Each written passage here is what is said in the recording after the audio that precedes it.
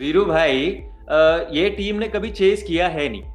Keeping that in mind 155 का target है, आपके हिसाब से कम ज्यादा क्या लग रहा है आपको? देखिए, रन तो कम बने हैं नो डाउट, क्योंकि जैसी शुरुआत थी, विकेटें हाथ में थी, तो ज़्यादा रन बनने चाहिए थे राजस्थान के। लेकिन एक बात मुझे बड़ी परेशान कर रही है कि आप बेन स्टोक्स जैसे खिलाड़ी 30 गेंदें खेल जाते हैं, फिर आप रन कम बनाते हैं, आउट होके भी चले जाते हैं, तो अपनी टीम को परेशानियों में डाल देते हैं। तो अभी तक बेन स्टोक्स ने शायद 100 से ज़्यादा गेंदें खेल ली होंगी इस टूर्नामेंट में, उनका स्ट्राइक रेट बहुत कम है। ऐसे ही एरन फिंच है बैंगलोर के, ऐसे ही शुभमन गिल हैं।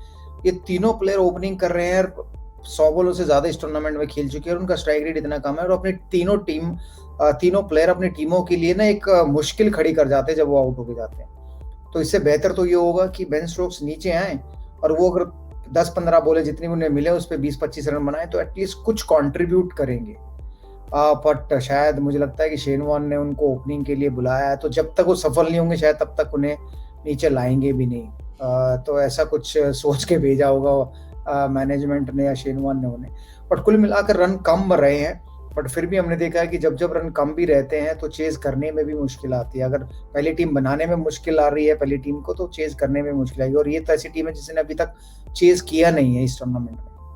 सर, जैसे वीरू भाई बोल रहे थे कि करीबन 100 से ज्यादा गेंदें खेल ली होंगी, एंड द होल रीजन, अभी तक जो रीजनिंग है इनको ऊपर भेजने के लिए, वो इसलिए है क्योंकि आप मिडवे आए हो, आप क्रिकेट खेल नहीं रहे हो, तो आपको लय पकड़ने के लिए हम भेज रहे हैं। अब 100 गेंदों के बाद भी अगर आप लय नहीं पकड़ रहे तो कब बदलोगे आप? देखिए, लय पकड़ने के लिए एक दो मैच तक तो मैं चलो साथ चल सकता था। आई थिंक वो जो बात है वो तो पुरानी हो जानी चाहिए, क्योंकि एक बार 30-35 रन बन गए हैं। और आप ये T20 की बात कर रहे हैं, T20 में 30-35 ये ना 250-300 रन थोड़ी बनाते हैं। आप बनाना ही 30-35-50-60 रन है, तो लय की बात तो नहीं। कहीं ना कहीं ये भी हो सकता है, देखो यार, इंग्लैंड को अगर आपने इंग्लैंड की क्रिकेट को खराब करना हो तो क्या करोगे? बटलर को सर्व करवा दो और स्टोक्स से सर्व बटलर भी करवा लो।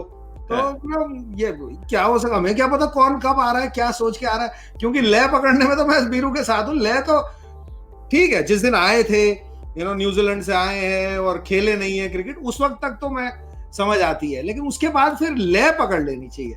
ये तो आज भला हो ओवरथ्रो 2-3 बार रन आउट का भी चांस था, राजस्थान कह रही होगी यार ये आउट हो जाते ना, वो कैच राशिद खान बहुत समझदार निकले, रामेश्वर फुट पे चले गए थे, आज आगे गिर लेती। तो लय तो पकड़ी नहीं, अब मतलब 5-7 मैच हो गए, अब लय पकड़ेंगे लगता है जाके वापस जब इंग्लैंड की तरफ से खेलेंगे, क्योंकि रॉयल्स के लिए तो लय पकड़ना शायद देर हो जाएगी। वीरू भाई, क्योंकि आप इस पोजीशन को इतनी अच्छी तरह जानते हो, एक नजरिया बाहर से ये लगता है कि आप बहुत हार्ड ट्राई कर रहे हो लेकिन आप गैप्स पकड़ नहीं पा रहे हो। दूसरा नजरिया ये है क्योंकि आप ऊपर खेले ही नहीं हो, तो इतना आसान भी नहीं है गैप्स को पकड़ना। नहीं, बिल्कुल, हर किसी के बस की भी नहीं होती ओपनिंग करना, क्योंकि अगर ऐसा होता तो फिर बहुत सारे मिडिल ऑर्डर ओपनर बन चुके होते या अड़ेआम से रन बना रहे होते। क्लिक कोई कोई करता है। बटलर जैसे खिलाड़ी जो मिडिल ऑर्डर में खेलते थे, ओपनिंग करने हैं, सक्सेसफुल हुए, फिर उनको आइडिया हो गया कि कैसे ओपनिंग में खेला जाता है, किस बॉलर को टारगेट करते हैं। तो मुझे लगता है कि शायद अब समय आ गया, इनको भी देखना चाहिए कि मिलर जो उनकी टीम में बाहर बैठे हुए हैं, उस मिलर को आप मिडिल ऑर्डर में खिला सकते हैं, बटलर को ओपनिंग, और बेन स्टोक्स को बोल सकते हैं आप खुशी खुशी भाई अपनी फ्लाइट लीजिए और जाइए इंग्लैंड के लिए खेलिए। क्योंकि ऐसा ना हो कि आप अपनी टीम के लिए आए तो थे कि ये सोच कर कि एक ऑलराउंडर हैं, टैलेंटेड है और जिताएंगे, लेकिन आप हरवाने में ज़्यादा कंट्रीब्यूट कर रहे हैं बजाय कि जितवाने में। तो वो ओपनिंग करना आसान नहीं होता।